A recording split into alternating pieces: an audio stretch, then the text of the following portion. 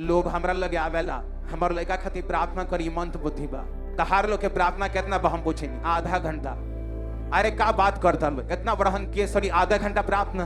हमार समस्या बढ़न रहे, डॉक्टर हमके कहला लो कि दवाई से ठीक ना हो कि हमार 6 घंटा प्रार्थना रहे, 8 घंटा प्रार्थना रहे एक दिन के। ओइमे बाइबलो पढ़ी, ओइमे आराधना करत रहन, लेकिन बैठत रहनी हम, लगातार बैठत रहनी, मेहनत करत नहीं अपना।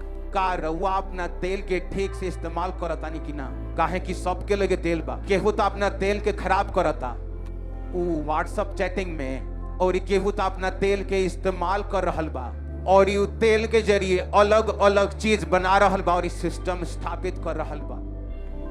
तेल सबके लगे बा, काहे कि वचन कहेला जब तू लोग मसीह में आवेला लो, a measure of faith is given unto all, कि एगो कटोरा विश्वास के सबके होके दिया जाला। लंगर खाए बैठे नहीं सनो, के लखा बैठे नहीं सन, तो आदमी आवेला एगो दाल डालेला, सबके होके उतने दाल मिलेला, और आवेला 2-2 गो 3-3 गो रोटी देते जाला, सबके होके उतने मिलेला।